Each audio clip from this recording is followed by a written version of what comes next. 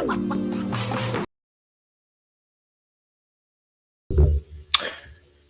guys, and welcome to LBB 91 Coaching. Yes, today we're talking to you guys about why does your relationship feel so intense? Well, I'm here to answer that question for you. I know that you and I have experienced type of relationships where the intensity, the chemistry, the flow, the fire, the passion is so intense. And you're wondering why. Well, today we're going to answer it because we're going to talk a little bit about dismissive avoidant versus the anxious attachment style, and how this births the very much intense relationship. I call it the thrill of the chase. Yes, when you get a dismissive avoidant and an anxious person together in their attachments, what they tend to do is the dismissive avoidant gets overloaded quickly by the anxious person wanting connection, by wanting to get closer, by wanting to draw in the dismissive avoidant. And the dismissive avoidant wants to create distance, keep its autonomy, and end up pushing away the anxious person, only to start that cycle all over again. In essence, what I'm saying to you is you're in a trapped cycle, and a cycle that has very high peaks and then very low lows. And that is what creates this almost cortisol reaction, the adrenaline, the passion, the chemistry, the I don't know why I like them, but I just like them kind of feeling that you get from this particular partner. We're going to break it down a little bit more as we go on, okay? But if you're new here, please do me a massive favor. I want you to like it. I want you to share. I want you to subscribe. I want you to click on that bell button for notification of uploads.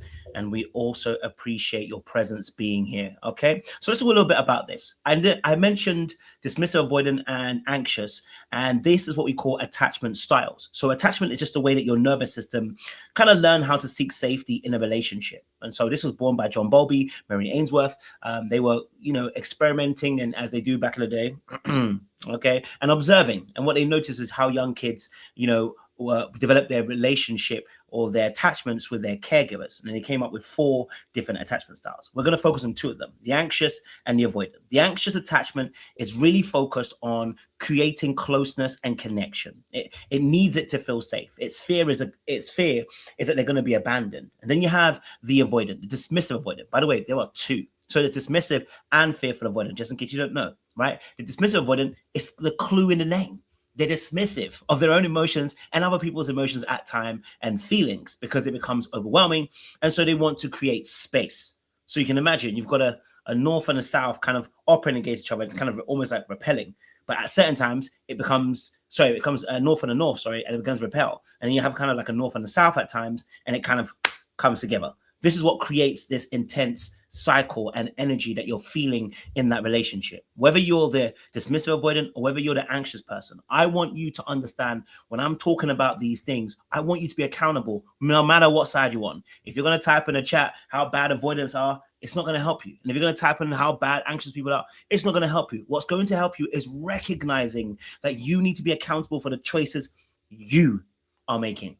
Yes. Okay. So let's have a little bit of a reality check, because I think that's really important. Let's have a little bit of reality check. And I've got a little something on my screen just to help you guys as well. And I've got to bring this up actually here so you can see it as well. Fantastic. All right, I'm going to bring myself in. Fantastic. Have a little thing made up so you can actually read it along with myself and be able to follow what I'm saying to you. So the reality check we've got to look at is this.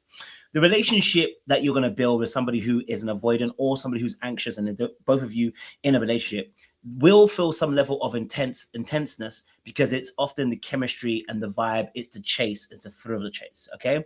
And it's because your wounds are being activated. So when we say wounds, what does that mean? Well, I talk about early experiences, the trauma that you've experienced, right? In an anxious person's life, the parents may have been present, but they may have also made love conditional and at times very inconsistent. And the love was often based upon performance. So you're praised when you did well, you're praised when you did something or you were of service, but you weren't praised for who you actually were, which creates this dynamic of you're always chasing to try and prove to somebody that you're worthy of their love. And then you got the dismissive avoidant, who's grown up in a household where the parents might have also been present physically, but not emotionally present. The parents weren't able to give the emotional needs of that child. So the child learns to be hyper independent.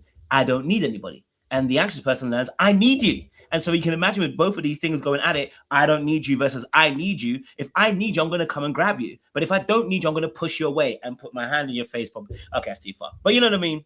Okay, so the distance, anytime there's a sign of distance in the relationship. An example, the person doesn't text you back for 3 hours. The anxious person goes into a spiral because they're thinking, wait, distance is being created. Heart starts pounding. All right, you start feeling like the world is spinning. Okay, all right, and then you got to go and chase. Now, I want you to think about the addiction kind of perspective here. If that you feel that there's distance being created in the relationship, and it makes your heart pound, it makes your ears be pounding, it makes your whole focus becomes about that person and getting them back. What do? You go and chase them, and if you catch them and they come back to you, then you've proven that you're worthy, and that becomes a level of addiction because it's speaking to the wound of what? Value. So now you're going to get used to thinking that if I go and chase them and I get them, then I've won. But actually, in reality, this is only going to further expound the wound that you already have. It's just going to tear it further and further and further apart. So you're going to be chasing somebody who's going to consistently withdraw because the dismissive avoidant feels like you're taking away their autonomy.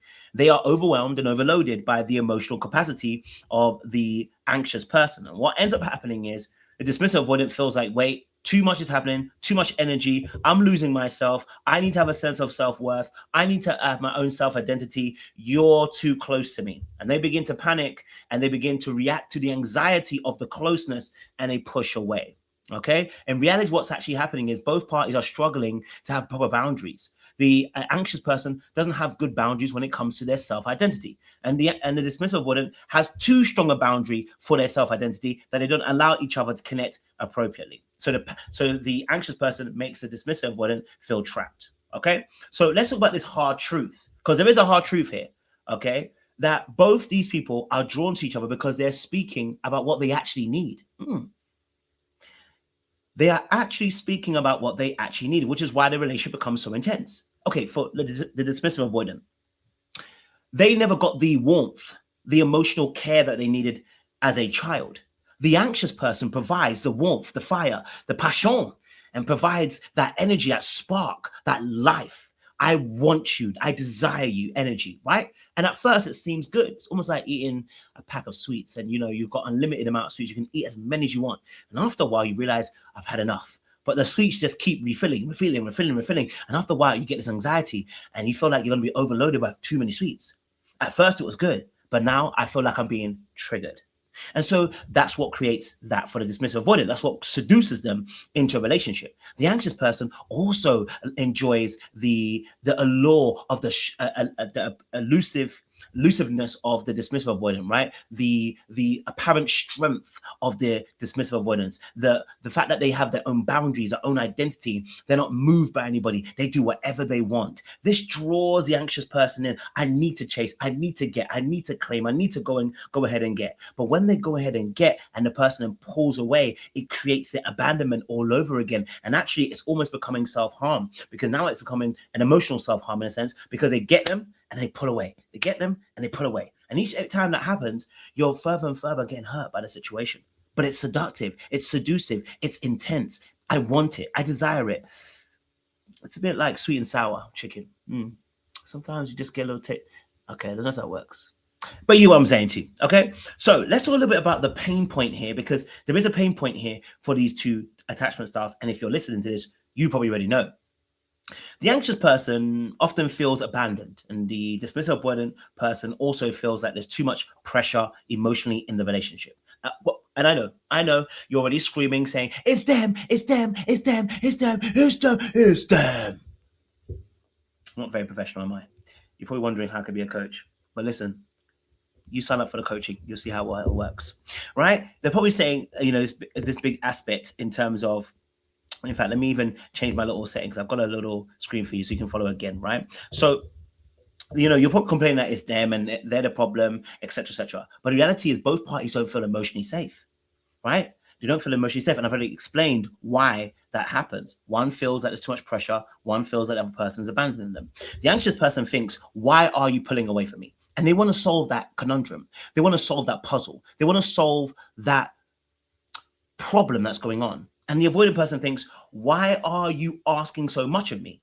And before you jump at either of them, remember that their childhoods, the dismissive avoidant wasn't asked much emotionally.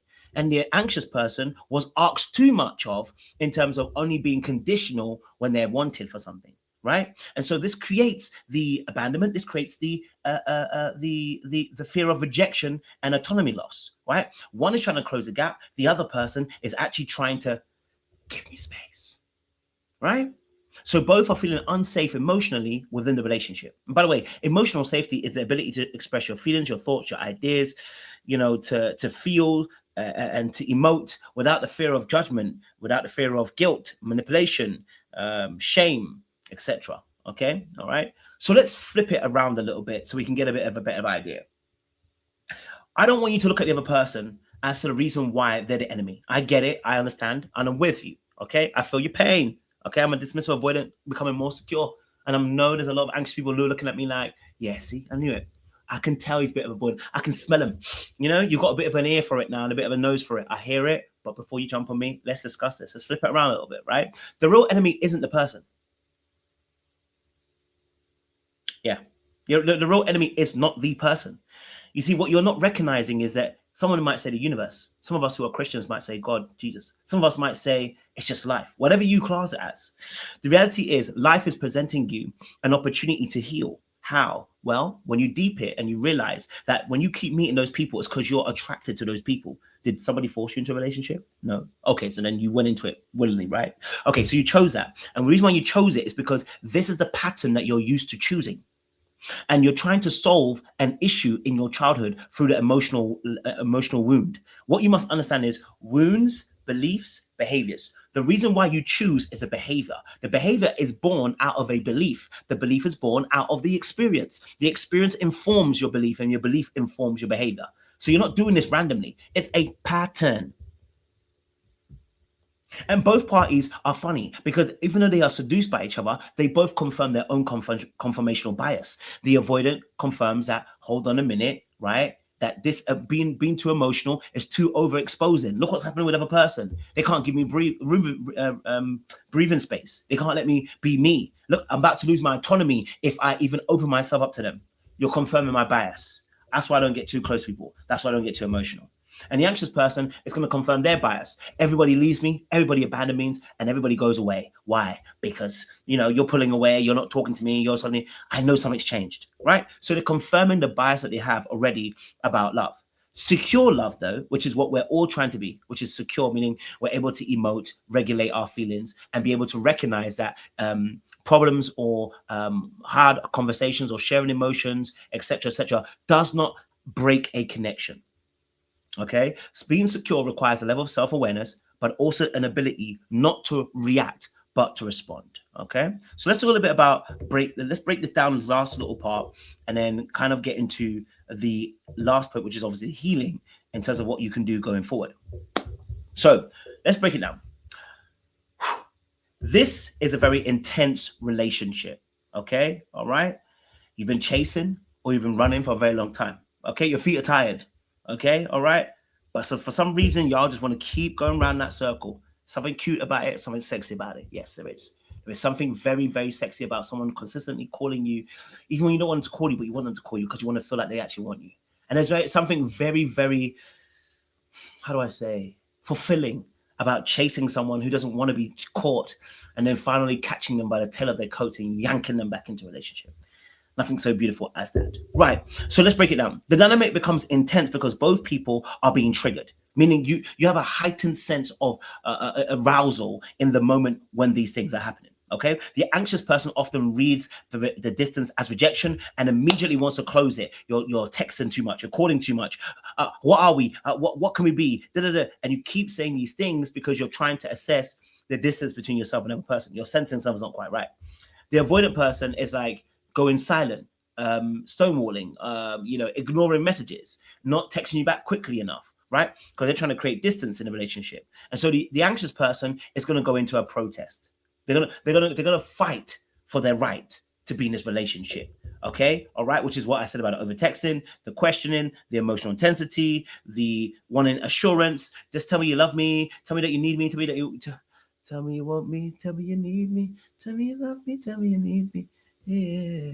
Okay, cool. Anyway, listen. So like The anxious person is going to go into that protest. And the avoidant person also is protesting. They protest silently, both of them, right? In a different way. The avoidant, like I said before, goes into silent mode. This is a protest. They're not sure how to communicate what they're actually feeling, which is going to lead us to what is a secure response and why this is happening, because we need to start our healing, okay? All right, okay? So let's talk a little bit about this. The reactions that we're having usually are from a place of fear. Me pulling away as a dismissive avoidant and not having a communication or conversation is my fear. I fear that I'm going to be engulfed and overwhelmed, okay? And the anxious person fears I'm running away. And within that, right, within that space, the secure response is to name what's going on. So, for instance, what's happening to me is that, okay, you've just triple text me, yeah? You triple, not even double, you triple text me. And my avoidant tendencies are coming up like, raw, blood, a man needs to have space, blood, come on, right? But the reality is, in that moment, I'm supposed to focus on myself. You see, the problem is that dismissives and, okay, I have to be careful when I say this because I know someone's going to take it the wrong way, but there's a level of selfishness that needs to happen from both sides. And I know you're probably screaming, but the dismissive avoidant is already selfish, and they want me to be more selfish. They're already selfish, and I hear it, okay? Listen, I'm not here to debate with you, okay? I get it. What I mean to say for this is the dismissive avoidant needs to be selfish in terms of focusing on what they're emotionally feeling so they can actually process what's going on. And the anxious person needs to be focused on themselves, not the person pulling away, but focus on what they are actually feeling. I'll speak about that more in a second, okay? The secure response is to name what's going on with me right now. Hey, you know what? I'm feeling a little bit overwhelmed. Can I get some space? Right? It is not to go into a place of accusatory or naming a story. Accusatory is saying, you don't ever give me space. Now you're accusing the person, right? Yeah. Oh, I just know that if I'm gonna talk to you, you're gonna make me feel like I don't do enough, or I'm gonna feel like, you know what, you're all over me, and you're now telling yourself a story rather than actually what's happening in front of you.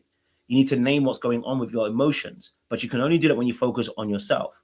So instead of trying to defend yourself, instead of you trying to over-explain to persuade somebody, you need to actually focus on you, which is what we're coming down to, which is the last part of what we're talking about. And I probably repeated this a couple of times. And the reason why I repeat is because I want you to understand there is nothing wrong with the passion that you guys have.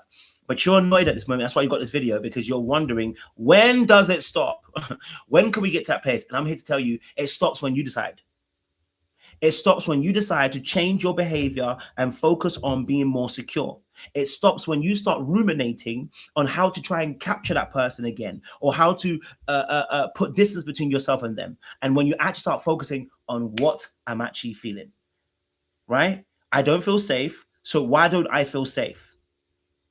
The healing of a dismissive avoidant is to realize that rejection and autonomy are two things that are very painful, right? Not having autonomy and being rejected are painful things for you. You're going to try and find a way not to feel that pain.